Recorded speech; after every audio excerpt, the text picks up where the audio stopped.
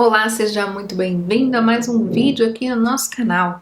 E hoje o tema é cardápios, um dos temas mais solicitados e que geralmente se tem mais dúvidas quando a gente fala de alimentação escolar. Bom, a primeira coisa que a gente precisa entender com certeza é o que é um cardápio, não é mesmo? Então nós pegamos aqui a definição da Resolução 600 do CFN de 2018, que traz lá que o cardápio é um conjunto de alimentos e preparações destinadas ao consumo humano, planejados em conformidade com as necessidades nutricionais e fisiológicas do indivíduo ou coletividade. Então nós vemos aqui que nessa definição o CFN trata da disposição de preparações e alimentos que estejam em conformidade com as necessidades, no caso da alimentação escolar, da coletividade, levando sempre em consideração as necessidades também fisiológicas, as necessidades alimentares, que a gente tanto fala, especiais de cada indivíduo. Conforme as resoluções, tanto do CFN quanto as resoluções do FNDE, nós temos bem claro que o único profissional capacitado para a elaboração dos cardápios escolares é sim o nutricionista. Isso tanto para a rede pública quanto para a rede privada de ensino. E quando a gente pensa nesse universo da alimentação escolar, nós temos objetivos com esse cardápio. E o objetivo do cardápio escolar é assegurar a oferta dos alimentos, de uma alimentação adequada e saudável, e também garantir o atendimento das necessidades dos alunos durante o período letivo, e também o cardápio escolar tem como objetivo apoiar o aprendizado alimentar de cada escolar. Bom, mas a ideia desse vídeo é trazer algumas orientações sobre como deve ser o cardápio escolar. Então nós elencamos aqui alguns pontos que são fundamentais sobre esse cardápio escolar. O primeiro ponto é que o cardápio escolar ele deve ofertar o número de refeições adequados para cada faixa etária, modalidade de ensino e o tempo de permanência que o aluno fica ali na unidade escolar. Então, pensando nas creches, quando eu tenho um aluno que frequenta a creche num período parcial, ele deve receber no mínimo 2 refeições. Quando é em tempo integral, ele deve receber no mínimo 3 refeições. Agora, quando eu me refiro àquele aluno que está na pré-escola, ou no ensino fundamental, ou no ensino médio, ou no EJA, e esse aluno ele fica um período parcial na unidade escolar, eu posso optar por ofertar 1 ou 2 refeições. Quando é uma escola em tempo integral, eu tenho que ofertar no mínimo 3 refeições também. O segundo ponto importante é com relação aos horários. Então, o cardápio ele deve apresentar os horários adequados de cada refeição. Quem é responsável por definir os horários é o nutricionista também. Então, essa questão dos horários ela é fundamental, principalmente pela questão da aceitação e, claro, também a gente tem os melhores horários para cada tipo de refeição, de acordo com a realidade local. Então, é fundamental que seja definido e sejam apresentados nos cardápios. O terceiro ponto importantíssimo é que os cardápios devem ofertar as necessidades nutricionais adequadas mínimas para cada faixa etária, modalidade de ensino e de acordo com o tempo que o aluno fica na unidade escolar. Essas recomendações elas estão previstas na Resolução 20 de 2020 do FNDE. Então, tanto para unidades públicas quanto para unidades privadas, é fundamental que sejam seguidas essas recomendações, que foram obtidas por meio de estudos e são específicas para a alimentação escolar. O quarto ponto que nós elencamos é que os cardápios devem ser livres de alimentos ultraprocessados e também de gordura trans. Nós já temos vários estudos bem documentados sobre os malefícios da gordura trans, principalmente para as crianças e também dos ultraprocessados. que podem impactar a nossa saúde a longo prazo, levando, né, ao desenvolvimento de doenças crônicas, por exemplo.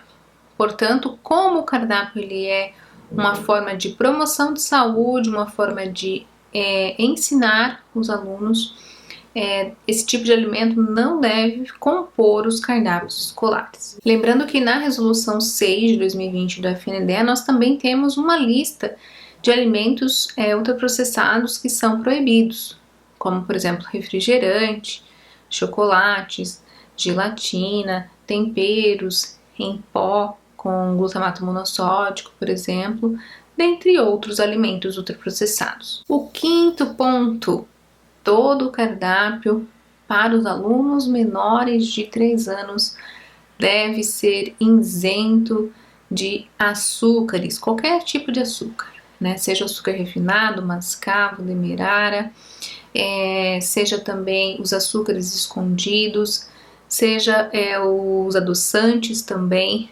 mel, melado. Então tudo isso não deve ser incluso nos cardápios escolares para as crianças menores de 3 anos.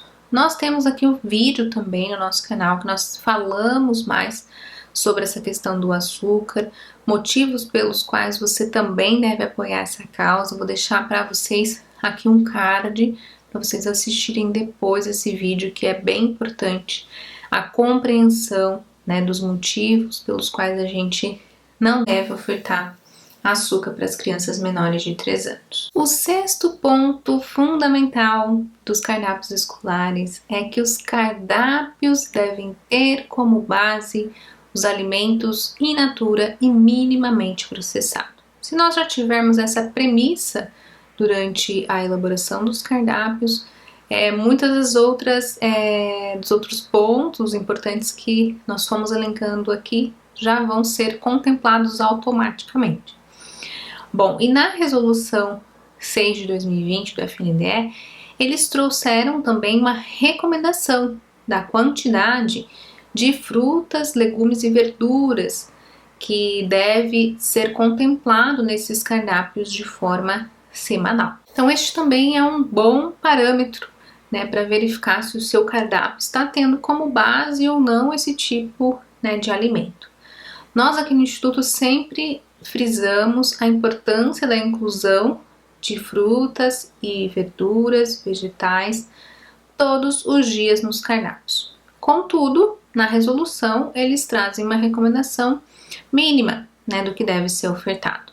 Então, por exemplo, para as unidades que possuem aluno em período parcial, o mínimo que deve ser ofertado por semana é 280 gramas por estudante por semana de frutas in natura, legumes e verduras, o que corresponderia no mínimo 2 dias na semana fruta e 3 dias na semana de legumes e verduras. Já nas unidades que possuem os estudantes em período integral, a recomendação é no mínimo 520 gramas de frutas, verduras e legumes por estudante por semana, o que corresponderia a 4 dias no mínimo de frutas e 5 dias no mínimo de verduras e legumes. Lembrando que aqui a gente está falando de uma recomendação da inclusão realmente da fruta e do vegetal, para que o aluno possa consumir esse alimento, não sendo incluso os sucos nessa contagem, por exemplo.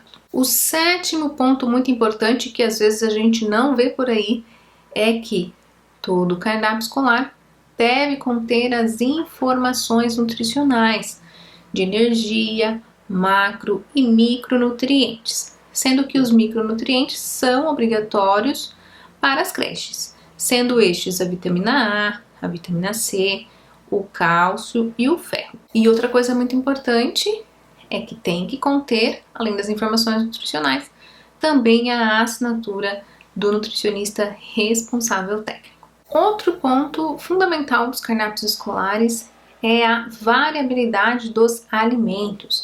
Então é muito importante que o cardápio contenha todos os grupos alimentares. E quando a gente fala dessa questão de variar e ter um maior número de alimentos, também existe uma recomendação mínima do FNDE, lá na Resolução 6 de 2020, que diz que quando o cardápio ele oferta uma refeição para o aluno por dia, e está baseado ali na oferta de 20% das necessidades nutricionais, ele deve conter pelo menos 10 alimentos in natura ou minimamente processados diferentes. Então, eu tenho que realmente contar e verificar se eu tenho 10 alimentos diferentes ali no meu cardápio em cada semana.